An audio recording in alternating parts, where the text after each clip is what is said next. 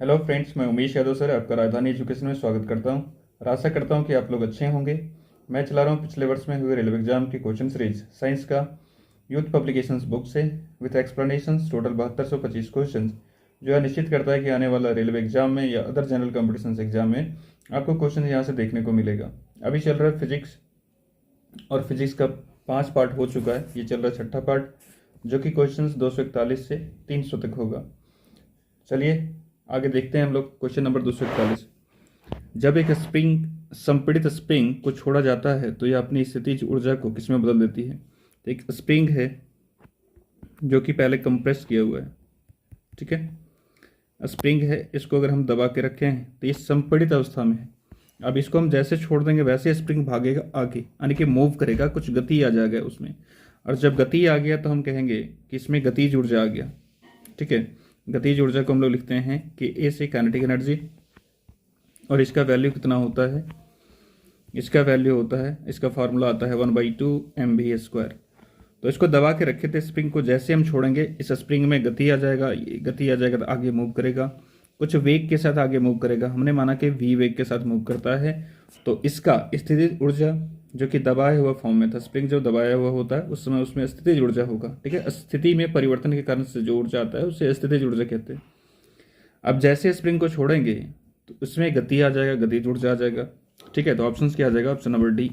हमारा गतिज ऊर्जा का फार्मूला क्या होता है, देखिए 1/2 mv²। किस पे डिपेंड करता है, ये किस बॉडी का जिसमें गति है उसका द्रव्यमान कितना है उस पर डिपेंड करता है, और किस पे डिपेंड करता है, द्रव्यमान पे, और कितना वेग के साथ चल रहा है, दोनों पे डिपेंड करता है। तो आप फार्मूला को भी याद रखिएगा, फार्मूला भी पूछा जाता है कभी कभी, ठीक है। नेक्स्ट क्वेश्चन को देखते हैं। नेक्स्ट क्वेश्चन नंबर 152,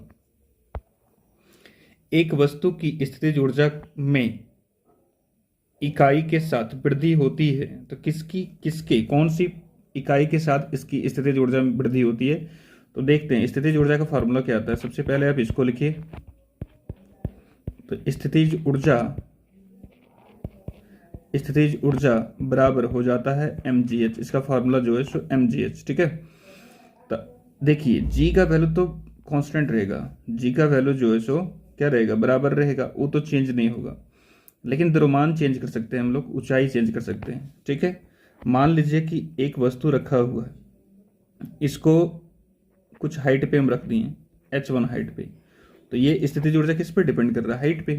अभी ये h1 हाइट पे, अगर थोड़ा सा हाइट बढ़ा के हम यहाँ तक पहुँचा दें तो ये h2 हाइट हो गया। अगर हाइट बढ़ गया तो इसका स्थितिज ऊर्जा भी क्या होगा, बढ़ जाएगा, बिकॉज ये ऊंचाई पर डिपेंड करता है कि कितना ऊंचा है। धरती से जो चीज़ इतना ऊंचा पे रखा होगा उसका स्थितिज ऊर्जा उतना ही ज़्यादा होगा। तो किस पर डिपेंड करेगा, ऊंचाई पे, ठीक है। वेग पे डिपेंड नहीं करता है, विस्थापन पर नहीं करता है, दूरी पे नहीं करता है, ऊंचाई पे करता है। तो ऑप्शन नंबर 20 का करेक्ट हो जाएगा। नेक्स्ट क्वेश्चन देखते हैं। क्वेश्चन नंबर 243, निम्न में से कौन सी ऊर्जा किसी वस्तु की ऊंचाई के साथ बदलती है। तो अभी हम लोग देखें कौन सा ऊर्जा था, वो स्थितिज ऊर्जा, ठीक है, ऑप्शन नंबर डी। इसके बाद क्वेश्चन नंबर 244, किसी वस्तु द्वारा अपनी स्थिति या आकार लेने की वजह से लगने वाली ऊर्जा कहा जाता है। तो स्थिति जहां आ गया ना, स्थिति के कारण से जो ऊर्जा उसमें आता है या आकार के कारण से, जैसे कि स्प्रिंग रखा हुआ है उसको हम दबाए हुए हैं तो इसमें स्थितिज ऊर्जा आ जाएगा, ठीक है। तो स्थिति में परिवर्तन अगर हम करते हैं या स्थिति के कारण कोई ऊर्जा होता है तो ऐसे कंडीशंस में उसको जो हम कहते हैं क्या कहते हैं, स्थितिज ऊर्जा। ओके, ऑप्शन नंबर बी सही हो जाएगा। नेक्स्ट क्वेश्चन देखते हैं। बांध में संग्रहित पानी में कौन सी ऊर्जा होती है। तो बांध में संग्रहित पानी में स्थितिज ऊर्जा होती है, ठीक है। स्थितिज ऊर्जा किसमें होता है, आप ध्यान रख लीजिए इसको। बांध बना हुआ है, ठीक, बांध बना हुआ है और इधर पानी इकट्ठा है, तो इसमें भी क्या होगा, स्थितिज ऊर्जा होगा, ठीक है। और क्या है, स्प्रिंग है, स्प्रिंग को दबाया हुआ है या तो इसको खींचा जाता है तो भी ये स्थितिज ऊर्जा को स्टोर करेगा, ठीक। और क्या होता है, और हम लोग बोल सकते हैं एक तीर कमान है, एक तीर कमान है, ठीक, और तीर को खींचा गया है। तीर को अगर हम खींच के रखते हैं तो भी इसमें स्थितिज ऊर्जा होगा। और किस में होगा, घड़ी का पेंडुलम जो होता है सो उसमें भी स्थितिज ऊर्जा आता है। कहने का मतलब है कि कोई भी वस्तु है अगर वो किसी ऊंचाई पे रखा हुआ है तो भी उसमें स्थितिज ऊर्जा आएगा, और कहीं अगर उसके आकार में कुछ परिवर्तन किया गया है बाहरी बल लगा के तो भी स्थितिज ऊर्जा आएगा। जैसे स्प्रिंग है, स्प्रिंग पे हमने फोर्स लगा दिया, इसको दबा दिया तो इसमें संग्रहित हो जाएगा कौन सा ऊर्जा, स्थितिज ऊर्जा। ठीक है, तीर कमान है तो तीर कमान में भी हम लोग तीर को क्या करते हैं, पहले कमान को पहले खींच के रखते हैं, तो उसमें स्थितिज ऊर्जा आ जाता है। ठीक, तो अब ध्यान में रखिएगा इसको। और किस में आता है, कमानी में आता है। ठीक, कमानी में भी ऊर्जा जो संग्रहित होता है सो स्प्रिंग ऊर्जा ही होता है। ठीक है, स्थितिज ऊर्जा ही होता है। तो ऑप्शन नंबर हमारा ये सही हो जाएगा। इसको ध्यान में रखिएगा, बांध में पानी, स्प्रिंग, दबाया हुआ स्प्रिंग, ठीक है, खिंचा हुआ तीर कमान या तो फिर कमानी, ये समय जो आता है सो स्थितिज ऊर्जा होता है। ठीक है, एक गतिशील वस्तु में अनिवार्य रूप से प्राप्त करती है। तो वस्तु जब गतिशील हुआ तो गति के कारण जो ऊर्जा आएगा उसे हम लोग बोलते हैं गतिज ऊर्जा। ठीक है, तो ऑप्शन नंबर ए हमारा सही हो जाएगा। आप ध्यान में रखिएगा। अच्छा, एक चीज और आता है कि आंतरिक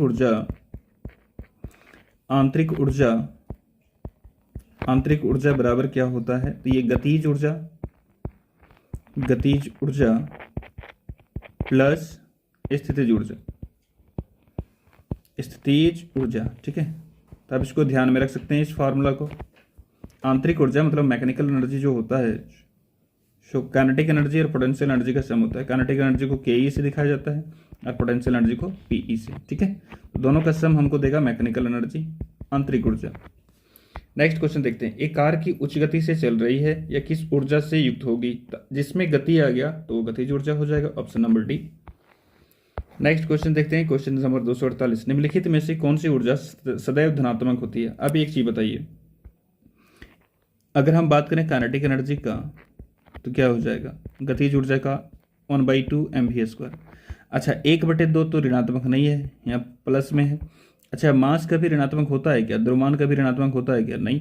तो भी जो है सो इसका वेग जो है ऋणात्मक हो सकता है, बट अगर ऋणात्मक ये आता है, वेग भी ऋणात्मक आता है, तो उसका स्क्वायर करेंगे तो प्लस हो जाएगा। तो इसका मतलब सारा कुछ इसमें पॉजिटिव ही आएगा हमेशा।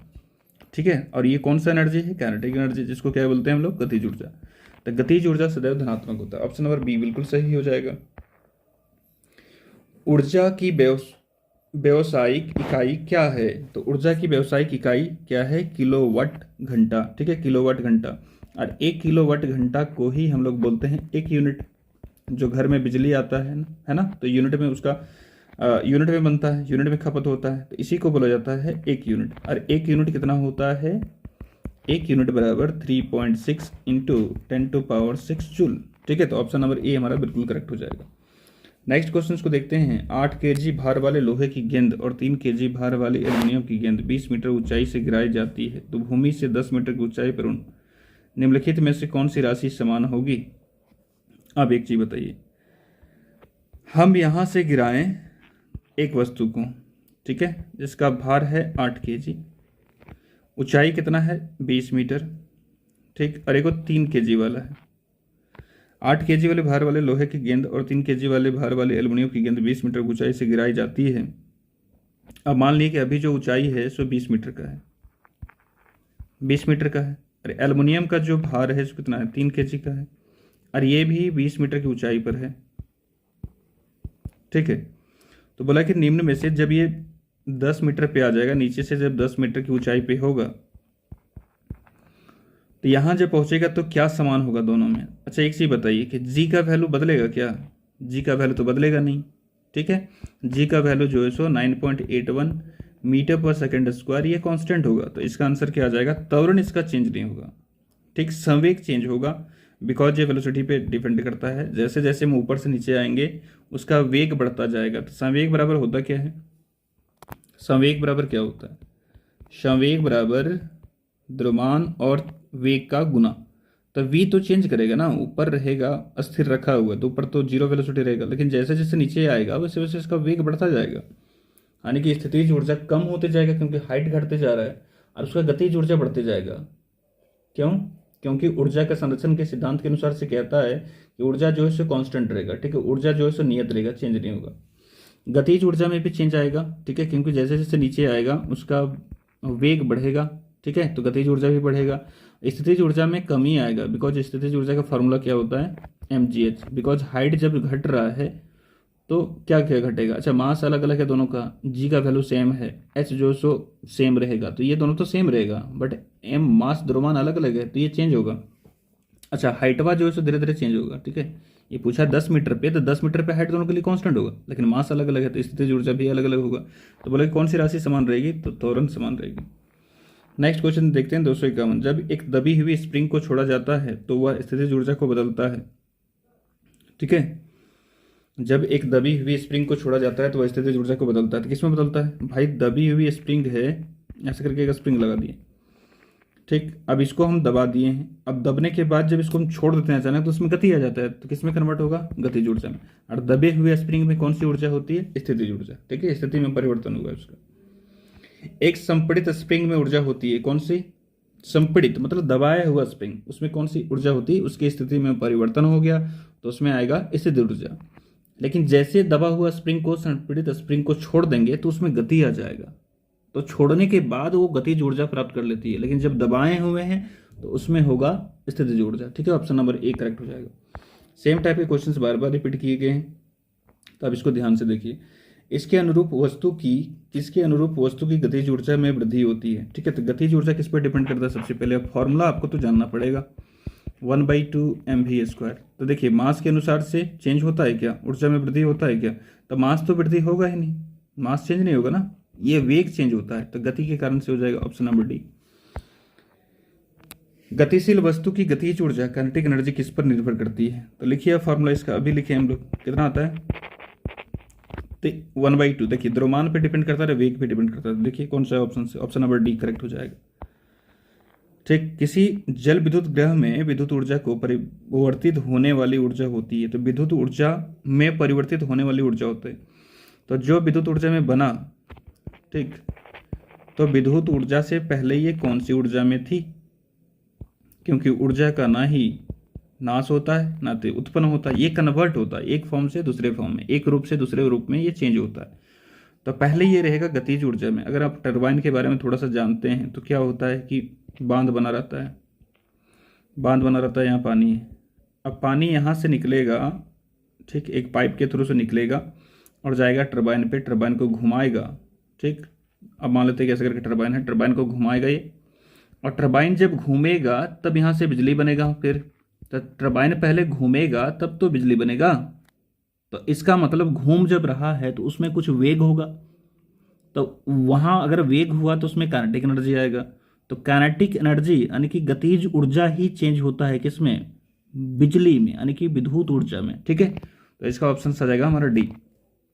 यहाँ से जब एक बांध बना हुआ है, वहाँ जब स्टोरेज है पानी का, ठीक, पानी अगर इसको हम संग्रहित करके रखें तो यहाँ आएगा कौन सा, यहाँ जो रहेगा हमारे पास स्थितिज ऊर्जा रहेगा। अब ये पाइप के थ्रू से जाएगा, इसमें कुछ गतिज हो जाएगा, ये स्थितिज ऊर्जा पहले कन्वर्ट हुआ गतिज ऊर्जा में। अब ये पानी जो रहेगा सो टरबाइन को घुमाएगा, तो फिर से ये गतिज ऊर्जा में ही कन्वर्ट हो रहा है। अब टरबाइन घूमेगा तब बिजली बनेगा, तब गतिज ऊर्जा कन्वर्ट हुआ किसमें, विद्युत ऊर्जा में। ऑप्शन आ जाएगा हमारा गतिज ऊर्जा। निम्नलिखित उल्लेखनीय गतिविधियों में से किस स्थितिज ऊर्जा को गतिज ऊर्जा में परिवर्तित किया जा सकता है, तो पेंडुलम में जो होता है सो गतिज ऊर्जा को स्थितिज ऊर्जा में, या तो दोनों को एक दूसरे में कन्वर्ट करते हैं। पेंडुलम क्या होता है, ऐसे करके लटका दिए हम, ठीक है, एक बॉल लटका दिए हैं, तो कभी झूलते झूलते इधर आता है, कभी झूलते झूलते इधर आता है, ऐसे करके।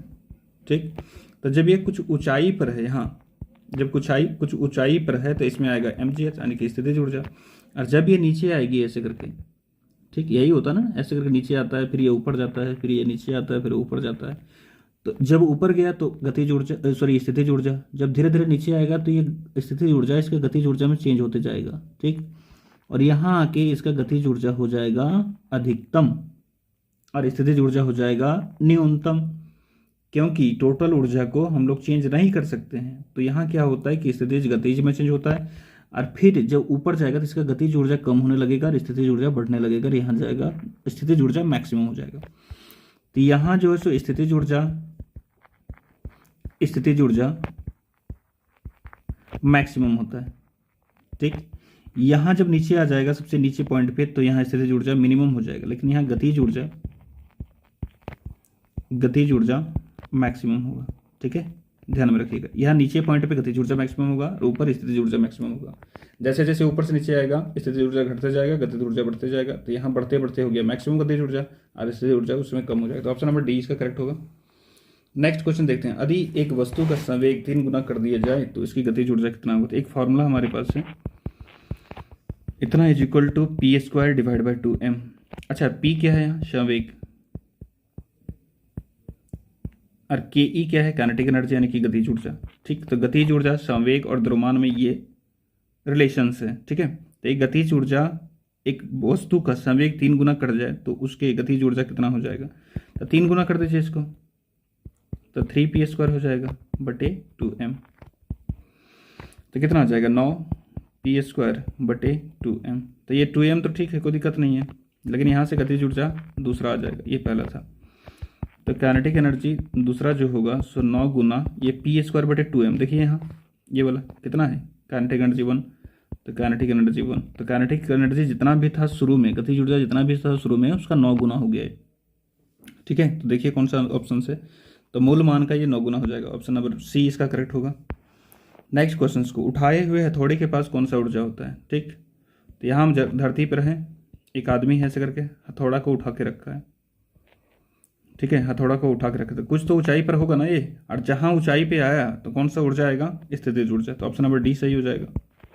एक ये भी याद रखिए कौन कौन सा होता है, बांध में जमा पानी उसमें भी स्थितिज ऊर्जा, दबाया हुआ स्प्रिंग उसमें भी स्थितिज ऊर्जा, पेंडुलम उसमें भी स्थितिज ऊर्जा, उठाया हुआ थोड़ा उसमें भी स्थितिज ऊर्जा। तो ये सब याद रखिएगा किसमें किसमें कौन आएगा सो। ठीक, हाइट को भी देखिएगा। आंतरिक ऊर्जा, गतिज ऊर्जा, और आंतरिक ऊर्जा जो है सो गतिज ऊर्जा और किसका संयोजन है? अभी बताए थे फॉर्मूला कि आंतरिक ऊर्जा जो है सो गतिज ऊर्जा स्थितिज ऊर्जा का संयोजन है, यानी कि आंतरिक ऊर्जा जो होता है वो गतिज ऊर्जा प्लस स्थितिज ऊर्जा को मिला के बनाया जाता है। ठीक है, यानी कि दोनों का योग ही कहलाएगा हमारा कौन सा? आंतरिक ऊर्जा। ठीक, इसको आप ध्यान से याद रख लीजिए। नेक्स्ट क्वेश्चन देखते हैं, यदि एक वस्तु का वेग उसके प्रारंभिक वेग का दुगुना कर दिया जाता है तो इसकी गतिज ऊर्जा इसकी प्रारंभिक मान ऊर्जा से n गुना हो जाता है, तो n का मान बताइए। कुछ नहीं करना है, काइनेटिक एनर्जी इक्वल टू कितना हो जाएगा? Half mv square. आप शॉर्टकट में लिखना चाहते हैं तो इसका वो बोल रहा है क्या कि वेग को दोगुना कर दिया जाता है, तो कुछ नहीं कीजिए, 1/2। ये काइनेटिक एनर्जी 1 है, उसमें मास उतना ही है, वेलोसिटी का मान v है। ठीक, शॉर्टकट निकाल सकते हैं इसका आप। ये काइनेटिक एनर्जी 2 का बात करें तो बोलता है कि जितना मास है उतना ही है, लेकिन वेग अब पहले जितना था उसका दोगुना कर दिएगा। पहले v था तब कितना हो जाएगा? 2v, और इसका रहेगा स्क्वायर, कितना हो जाएगा? 1/2m into 4v square. अच्छा, 4 को 2 से काटा कुटी मत कीजिएगा, 4 को यहाँ ले आइए, और 1/2 mv स्क्वायर।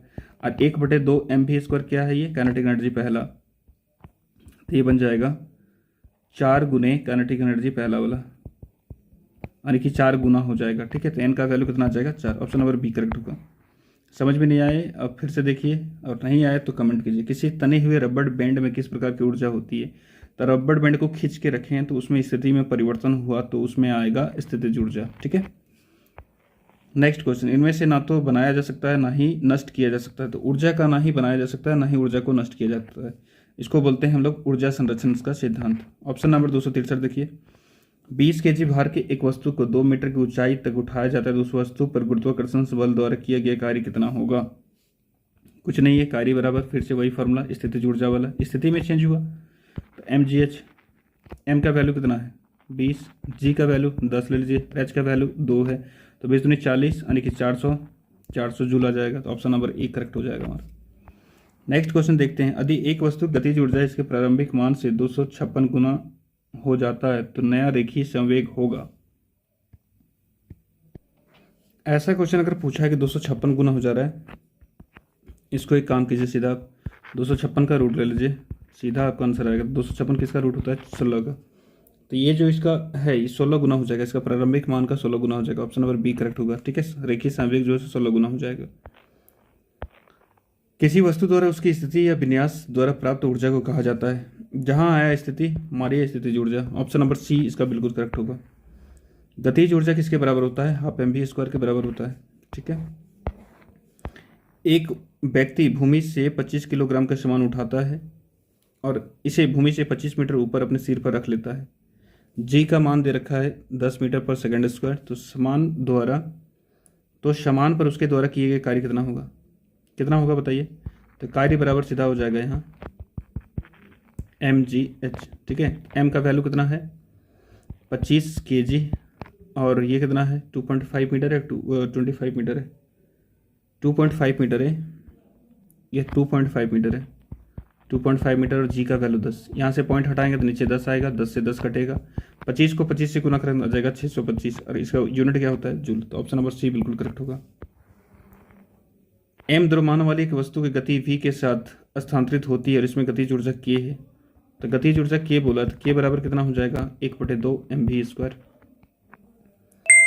ये पहला पार्ट है, ठीक।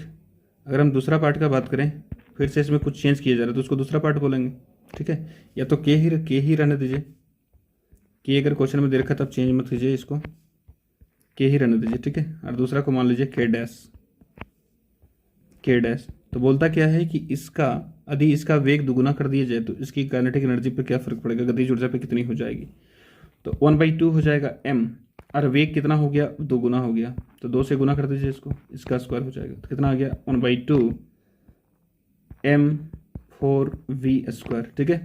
तो k dash is equal to कितना आ जाएगा, 4 को आगे कर दीजिए आप, जो पहले लिखा हुआ है काइनेटिक एनर्जी 1/2 mv²।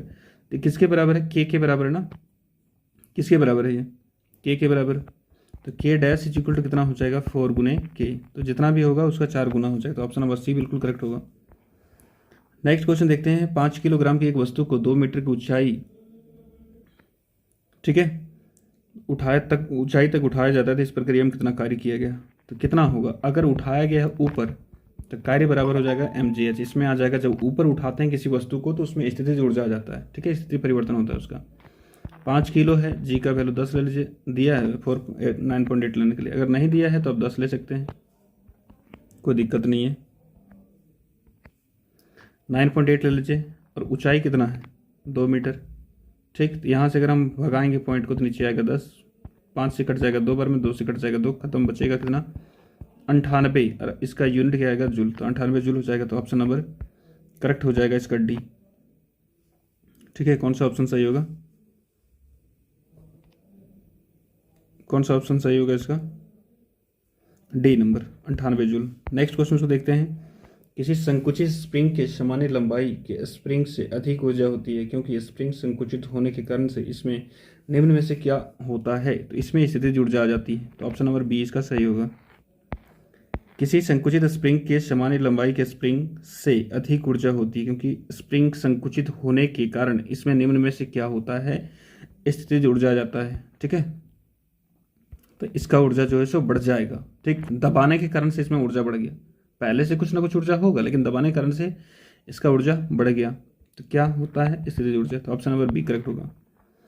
5 किलोग्राम भार की एक वस्तु को 4 मीटर की ऊंचाई तक उठाया जाता है, उस वस्तु पर लगने वाला गुरुत्व बल के कारण से निम्न में से कारण किया गया कार्य का मान कितना होगा। अब ध्यान रखिए, जब एक वस्तु रखा हुआ है इसको और इसको हम उठाते हैं तो कुछ बल लगाना पड़ेगा, कितना बल लगाना पड़ेगा mg के बराबर, और गुरुत्वाकर्षण से भी mg बल लगाता है नीचे की तरफ, और उठा के यहाँ पहुँचा दिए हैं कितना ऊंचाई पर, 4 मीटर की ऊंचाई पर, ठीक। 4 मीटर की ऊंचाई पर हम पहुँचा दिए तो कार्य जो करेंगे उसको कितना कार्य करना पड़ेगा, तो कार्य जो करना पड़ेगा mgh हो जाएगा, ठीक है। कार्य करना पड़ेगा, कितना कार्य करना पड़ेगा mgh। तो m का वैल्यू 5, g का वैल्यू 10 और ऊंचाई है 4, तो कितना हो जाएगा 4 × 5 = 20 यानी कि 200 जूल। 200 जूल जो है, सब चीज़ को ध्यान से समझिएगा, 200 जूल जो है सो हमने उस पर कार्य किया। अगर कोई व्यक्ति यहाँ से उसको उठा के ऊपर लेके जा रहा है तो उसने 200 जूल कार्य किया है। अब बोलेगा पृथ्वी उस पर कितना कार्य कर रहा है, तो पृथ्वी माइनस में, तो उसमें या तो गुरुत्वीय बल द्वारा किया गया कार्य कितना होगा, गुरुत्वीय बल द्वारा किया गया कार्य मेरे कार्य जितना किया गया है उसके नेगेटिव में वो कार्य करेगा, तो 200 - 200 जूल हो जाएगा। तो ऑप्शन नंबर डी करेक्ट होगा, ठीक है। अगर आप कार्य कर रहे हैं तो पॉजिटिव में आएगा, क्यों, क्योंकि उस समय बल भी आप ऊपर की तरफ लगा रहे हैं और डिस्प्लेसमेंट भी ऊपर की तरफ लगा रहे हैं, ठीक है, तो ये पॉजिटिव में होगा। लेकिन गुरुत्वीय बल द्वारा बोला जाए कि कार्य कितना होगा, तो बल तो नीचे की तरफ लगा रहे हैं और विस्थापन इसका ऊपर की तरफ हो रहा है, तो दोनों के बीच 180 डिग्री कौन बनता है, तो वहाँ से नेगेटिव में आता है ये। ऑप्शन नंबर डी करेक्ट हो जाएगा। किसी बंदूक की गोली किसी बंदूक से चलाई जाती है, किसी बंदूक से गोली चलाई जाती है तो इसकी संभावित स्थितिज ऊर्जा किसमें परिवर्तित हो जाती है? तो पहले क्या होता है कि उसमें स्थितिज ऊर्जा रहता है, क्योंकि उस पर स्प्रिंग लगा होता है। जैसे उसको छोड़ते हैं तो उसका स्थितिज ऊर्जा कन्वर्ट हो जाता है किसमें? गतिज में। और गोली जो है सो गति में आ जाता है। गोली गति में आएगा तो उसमें कौन सी ऊर्जा आएगी? गतिज ऊर्जा। ऑप्शन नंबर ए करेक्ट हो जाएगा। नेक्स्ट क्वेश्चन को देखते हैं। 5 किलोग्राम और 10 किलोग्राम द्रव्यमान की दो इस्पात की गेंदे की गतिज ऊर्जाएं समान है, यदि संभावना हो तो कौन सी गेंद तेजी से गति करेगी? देख लीजिए कैसे निकाला जाएगा इसको। गतिज ऊर्जा समान करते हैं तो आ जाएगा 1/2। पहला का 5 किलो का है और इसका वेग मानते हैं कि v1 स्क्वायर से चल रहा है, तो गतिज ऊर्जा ये पहला वाला हो गया। और बोला कि बराबर है दूसरे जो द्रव्यमान 10 किलोग्राम का है उसके गतिज ऊर्जा के बराबर है, तो v2 स्क्वायर हो गया। कटेगा क्या? ये से ये कट जाएगा, 5 से ये 2 बार में कट जाएगा। तो यहाँ से अगर हम बात करें v1 स्क्वायर बटे v2 स्क्वायर कितना आ जाएगा? 2 के बराबर। v1 स्क्वायर बटे v2 स्क्वायर कितना आ गया? 2 के बराबर। तो इसको ऐसे भी लिखा जा सकता है v1 बटे v2 का होल स्क्वायर बराबर 2। तो v1 बटे v2 कितना निकल जाएगा? √2। ठीक। तो यहाँ से अगर रेशियो देखें तो v1 का वैल्यू √2 है जो कि आता है 1.41 और v2 का वैल्यू 1 है। v2 का वैल्यू कितना है? 1 है। ठीक है, v2 का वैल्यू 1 है। तो ऊपर है 1.41 और नीचे कितना है? 1 है। तो देख लीजिए कौन दोनों में से ज़्यादा है। जो तो कौन ज़्यादा है? v1 ज़्यादा है। तो जिसका v1 कौन था? v1 था 5 किलोग्राम वाला। तो 5 किलोग्राम ऐसे भी हम लोग सोचते हैं 5 किलोग्राम का है, एक 10 किलोग्राम का है, तो 5 किलोग्राम वाला ज़्यादा स्पीड से भागेगा। ठीक। और यहाँ से भी वही आ रहा है कि v1 का वैल्यू अगर 1.41 है तो v2 का वैल्यू कितना है? 1 है। तो ज़्यादा स्पीड कितना? पहले का। तो 5 किलोग्राम वाला गेंद तेज चल रही, तो ऑप्शन नंबर बी इसका करेक्ट हो जाएगा। नेक्स्ट क्वेश्चन को देखते हैं। स्थिति या आकृति में हुए परिवर्तन के कारण एक वस्तु में निहित ऊर्जा होती है। फिर से आ गया स्थिति, तो आ जाएगा स्थितिज ऊर्जा। स्थिति रहे या आकृति रहे दोनों में आएगा स्थितिज ऊर्जा। आंतरिक ऊर्जा किसके बराबर होता है? तो आंतरिक ऊर्जा गतिज ऊर्जा और स्थितिज ऊर्जा के योग के बराबर होता है। ऑप्शन नंबर बी इसका सही हो जाएगा। एक खींचे हुए धनुष से तीर छोड़ते समय धनुष की स्थितिज ऊर्जा किसमें बदल जाती है? तो जैसे हम तीर छोड़ेंगे धनुष से वो तीर निकलेगा वहां से और उसमें गति आ जाएगा, तो कौन सा आ जाएगा? स्थितिज ऊर्जा जो है सो गतिज ऊर्जा में चेंज हो गया। Option number B. इनमें से कौन सा स्थितिज ऊर्जा का उदाहरण नहीं है? तो एक संकुचित स्प्रिंग होता है इसमें स्थितिज ऊर्जा। बहता हुआ जल, अगर देखिए अगर जल बह रहा है तो उसमें कुछ वेग से बह रहा होगा वो, और अगर वेग जहां आ गया, कुछ गति जहां आ गया, तो उसमें कौन सा होगा? गतिज ऊर्जा। ठीक है। बाकी एक उठाया हुआ थोड़ा स्थितिज ऊर्जा का एग्जाम्पल है, एक बांध में संचित किया हुआ जल स्थितिज ऊर्जा का एग्जाम्पल। तो ऑप्शन नंबर इसका बी बिल्कुल करेक्ट हो जाएगा, क्योंकि पूछा स्थितिज ऊर्जा का उदाहरण नहीं है।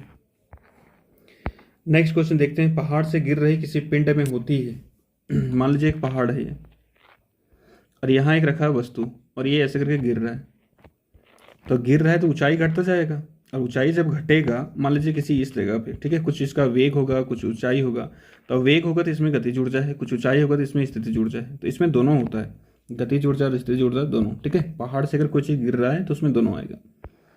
नेक्स्ट क्वेश्चन देखते हैं कि मास m के साथ चलती हुई किसी वस्तु की गतिज ऊर्जा ke है का मूल्य क्या होगा यदि इसकी गति को v से बढ़ाकर 2v कर दीजिए। तो बोल रहा है कि इसके काइनेटिक एनर्जी पे क्या इफेक्ट पड़ेगा। ठीक। तो काइनेटिक एनर्जी बराबर क्या होता है? Half mv²। पहले मान के चले कि द्रव्यमान m है और इसका वेग v है, ये आ जाएगा। अब नेक्स्ट जो हम निकालते हैं उसको काइनेटिक एनर्जी हम ke मानते हैं, और वो आ जाएगा हाफ। द्रव्यमान में कोई चेंज नहीं हुआ है, लेकिन वेग बोल रहा है कि बढ़ के 2v हो गया, तो 2v का स्क्वायर करना पड़ेगा। तो कितना आ जाएगा? यहाँ से देखिए तो 2 का स्क्वायर करेंगे 4 आएगा, उसको आगे लिखिए, और 1/2 mv²। ठीक। अब 1/2 mv²। तो 1/2 क्या होता है? यहाँ से देख लीजिए 1/2 जो है सो दिया हुआ ke है, तो काइनेटिक एनर्जी ek है, काइनेटिक एनर्जी बराबर हो जाएगा 4 गुने, और 1/2 mv² किसके बराबर होगा? ek के बराबर। तो 4 गुना हो जाएगा इसका नया काइनेटिक एनर्जी जो आएगा। तो ऑप्शन नंबर कौन सा सही है? बी नंबर बिल्कुल सही है। ठीक है। एक 2 किलोग्राम के एक द्रव्यमान वाली एक वस्तु ऊपर की ओर 20 मीटर पर सेकंड के प्रारंभिक वेग से फेंकी जाती है, तो 2 सेकंड बाद इसकी गतिज ऊर्जा क्या होगी? तो शुरू का जो वेग दिया है उसको u से डिनोट करते हैं, वो कितना है? 20 मीटर पर सेकंड। g का वैल्यू कितना ले लें? 10 ले लेते हैं। कितना समय के बाद? 2 सेकंड के बाद। ठीक, एक फॉर्मूला आता है हमारे पास, किसी वस्तु को ऊपर फेंका जाता है तो कुछ वेग से फेंका गया और फाइनल वेग कितना होगा 2 सेकंड के बाद। इसका फार्मूला क्या आता है, u माइनस जी टी।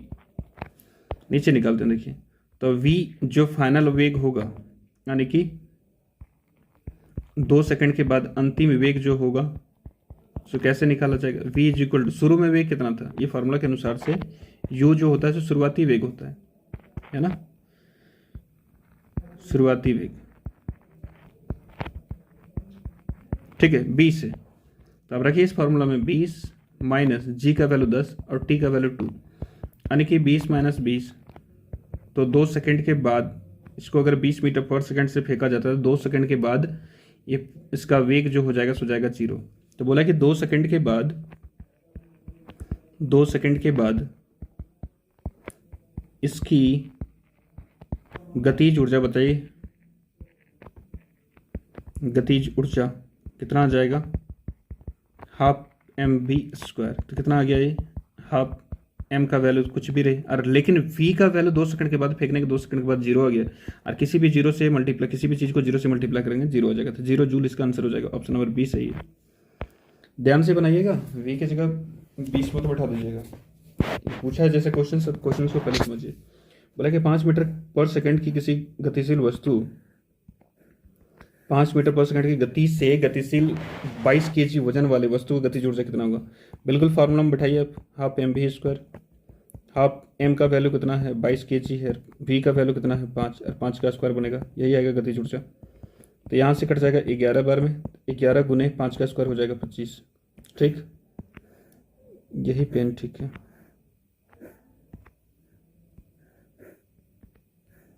तो 25 को 11 से गुना किया जाएगा, तो 25 को 10 से करेंगे 250, यानी कि 275 हो जाएगा। और गतिज ऊर्जा का यूनिट क्या होता है, जूल, तो 275 जूल आ जाएगा, ऑप्शन नंबर ए। और गतिज ऊर्जा कभी भी नेगेटिव नहीं होता, हमेशा पॉजिटिव होता है, ये ध्यान में रखिएगा। गिरते हुए नारियल में होती है, तो गिरते हुए नारियल में, एक नारियल अगर एक पेड़ से गिर रहा है, ठीक है, अगर एक पेड़ है यहाँ से एक नारियल गिर रहा है, तो अगर हम यहाँ देखें तो दोनों होगा, स्थितिज भी होगा गतिज भी होगा। तो ऑप्शंस को देखिए, नाभिकीय ऊर्जा नहीं होगा, ध्वनि ऊर्जा बिल्कुल नहीं होगा, रासायनिक ऊर्जा बिल्कुल नहीं होगा। तो इसमें अगर ऑप्शन दिया है सिर्फ गतिज ऊर्जा तो आप इसी को मारिएगा, नहीं तो इसमें फिर दोनों आएगा, गतिज ऊर्जा भी आएगा और स्थितिज ऊर्जा भी आएगा। देखिए 283 नंबर क्वेश्चन कहता है कि 11 kg की एक वस्तु जब भूमि से 5 मीटर की ऊंचाई पर हो तब इसमें निहित ऊर्जा होती है। तो कौन सी ऊर्जा होती है, mgh लगाइए सीधा, इसमें आएगा स्थितिज ऊर्जा, यानी कि potential energy.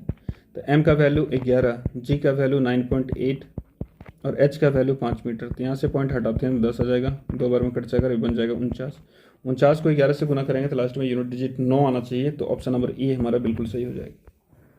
Next question, 14 kg की एक वस्तु को जब भूमि से 5 मीटर की ऊंचाई पर हो तब इसमें निहित ऊर्जा कौन सी होगी। स्थिति के कारण से स्थितिज ऊर्जा, यानी कि पोटेंशियल एनर्जी।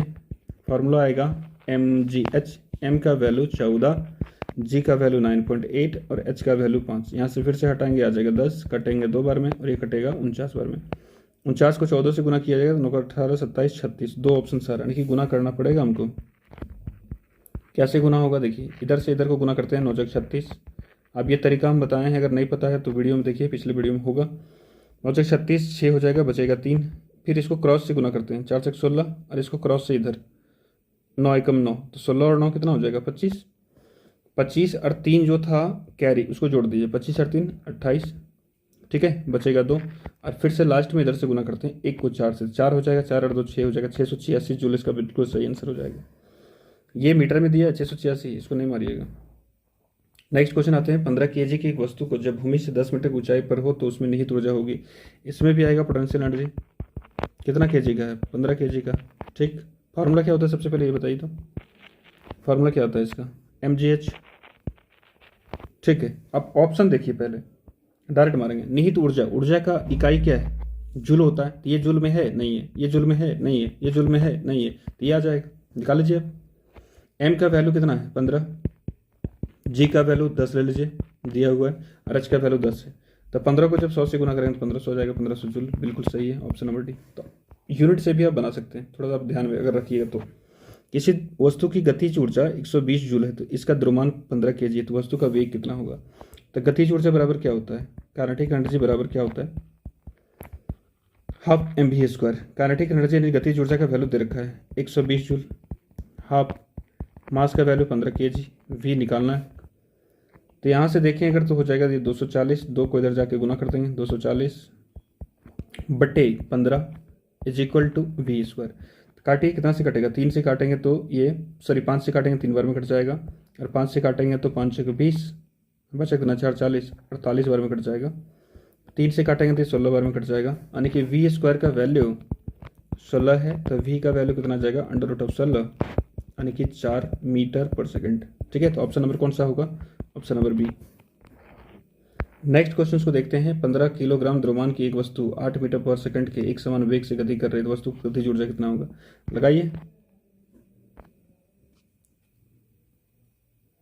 कौन सा फार्मूला लगेगा इसमें, गतिज ऊर्जा का क्या होता है, हाफ एम वी स्क्वायर। ठीक है, हाफ आ जाएगा, एम का वैल्यू 15 kg और वी का वैल्यू 8 का स्क्वायर करना पड़ेगा।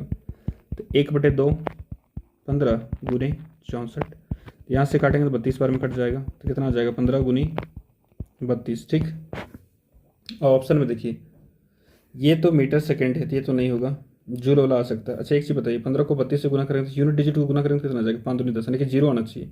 ये सब तो पॉइंट में है, तो पॉइंट वाला तो आंसर होगा नहीं, एक 0 आता है लास्ट में ए ऑप्शन में, तो ऑप्शन नंबर ए हमारा सही होगा। नहीं तो फिर गुना कीजिए आप।